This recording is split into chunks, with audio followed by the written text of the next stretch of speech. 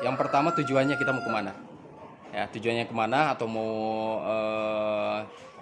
menyelesaikan sampahnya, atau memang mau ke core bisnisnya, atau memang untuk pakan pakan alternatifnya. Dan alhamdulillah kalau saya di sini berbudidaya maggot BSF ini hanya untuk sebagai efisiensi pakan. Ya, efisiensi pakan. Jadi untuk ternak sendiri ya? Betul. Jadi untuk ternak sendiri yang alhamdulillah saya sudah terintegrasi di si maggot ini dengan ayam petelur, dengan lele, ayam kampung, dan bangkok. Nah, di sini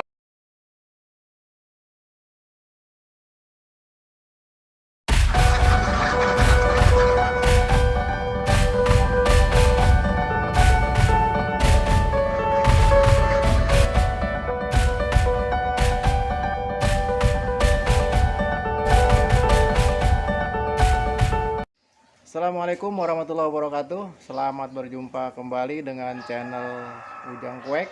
Semoga kita selalu ada dalam lindungan Allah Subhanahu wa taala, dimudahkan segala urusannya dan dikabulkan hajatnya. Oke teman-teman, dalam kesempatan ini saya ada di kandang BSF-nya Kang Engkus ya, tepatnya di daerah Balaraja. Dalam kesempatan ini saya akan mereview kandang BSF-nya di farm Manggot Balaraja, yaitu punyanya Kang Kus ya.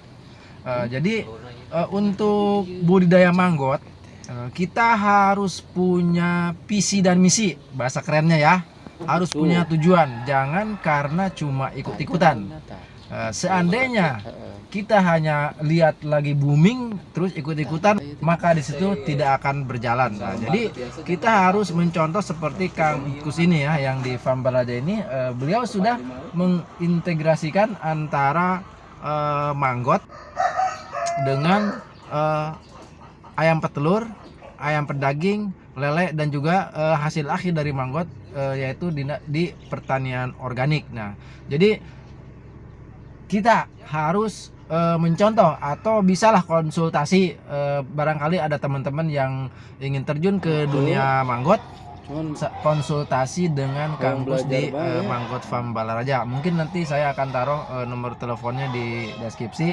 Siapa tahu di antara teman-teman ada yang membutuhkan untuk sekedar sharing-sharing. Nah, untuk lebih jelasnya sekarang kita tanya-tanya dulu, atau kita dengarkan penjelasan Kang Kus bagaimana sehingga dia bisa bertahan sampai 2 tahun. Sampai saat ini ya sudah 2 tahun berjalan budidaya manggot BSF. Check it out. Assalamualaikum Kang. Waalaikumsalam. Siap, Kang Ujang. Luar biasa. Gimana nih akhir-akhir ini kan BSF lagi booming nih. Ini BSF itu booming karena untuk memenuhi kebutuhan pakan peternak, terutama peternak rumahan. Skala kecil. Kalau peternak besar mah yang ribuan nggak usah dibahas ya, mereka udah punya pabrik sendiri pakannya. Ya buat yang rumahan. Semoga aja ini pemaparan dari Kang Kus bisa berguna, bisa bermanfaat, dan bisa jadi motivasi bagi para peternak rumahan. Coba Kang kasih penjelasannya buat para peternak rumahan ya, agar jangan ragu-ragu dalam masalah BSF. Ya, siap. Oke, assalamualaikum warahmatullahi wabarakatuh, para YouTubers ya Kang Ujang ya. Nah, jadi tentunya alhamdulillah nih saya di kandang BSF Maggot BSF Balaraja.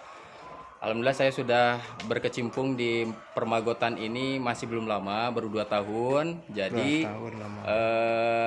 mohon maaf kalau apa yang saya sampaikan ini bukan bermaksud untuk menggurui, apalagi barangkali mungkin beda versi dari teman-teman, itu jangan dipermasalahkan. Jadi saya yang share ini adalah apa yang saya aplikasikan di kandang saya. Nah, jadi pola yang pertama kalau dalam budidaya maggot BSF ini, yang pertama tujuannya kita mau kemana? Ya, tujuannya kemana, atau mau menyelesaikan sampahnya, atau memang mau ke core bisnisnya, atau memang untuk pakan pakan alternatifnya. Dan alhamdulillah kalau saya di sini berbudidaya maggot BSF ini hanya untuk sebagai efisiensi pakan. Ya, efisiensi pakan. Jadi untuk ternak sendiri ya? Betul. Jadi untuk ternak sendiri yang alhamdulillah saya sudah terintegrasi di si maggot ini dengan ayam petelur, dengan lele, ayam kampung, dan bangkok.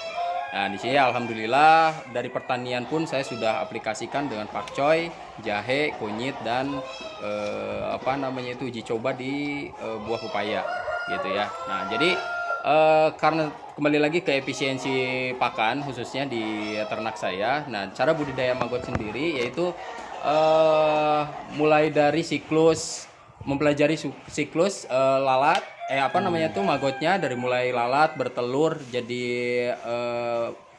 menetas jadi larvanya, setelah itu menjadi larva dewasa, dan itu nanti akan jadi prepupa dan menjadi pupa dan kembali lagi ke lalat. Nah, ini yang perlu di apa namanya itu dipelajari. Nah, memang kalau dari segi skala kecil antara sebutkan 100 gram ke bawah, saya rasa mungkin itu mudah karena memang pengolahannya pemberian pakannya tidak terlalu rumit. Tapi kalau sudah 100 gram ke atas, saya rasa apalagi setiap hari itu saya yakin akan keteteran di pakan. Yang pertama keteteran di pakan, yang kedua akan keteteran di fasilitas pembuatan biopon. Nah, kembali lagi karena kalau saya ini untuk kebutuhan pakan sendiri, jadi saya sesuaikan dengan kebutuhan yang ada di kandang saya gitu. Nah, adapun kalau misalkan teman-teman nanti konsepnya usaha budidaya maggot ini untuk menjual maggotnya, saya rasa mulai merubah karena masyarakat kita ini bukan membutuhkan maggotnya, tapi membutuhkan ikannya, membutuhkan dagingnya, membutuhkan telurnya, dan membutuhkan sayurnya. Nah, gimana caranya inovasi yang berbahan dasar maggot ini bisa dimaksimalkan? Ada kasgotnya, ada protein tingginya dari fresh maggotnya sendiri, ya kan? Nah, itu kasgotnya sebagai pupuk organik yang insya Allah itu terbaik lah buat saya, itu yang sudah saya aplikasikan di kandang saya gitu. Nah, jadi kembali lagi cara budidaya maggot BSF ini mudah dalam skala kecil tapi tidak mudah dalam skala besar gitu ya Kang Ujang gitu. Nah, itulah pemaparan dari pakar manggot sekaligus pemilik manggot BSF Balaraja. Semoga saja bermanfaat dan jadi motivasi bagi para teman-teman yang ingin terjun di dunia permanggotan. Wassalamualaikum warahmatullahi wabarakatuh.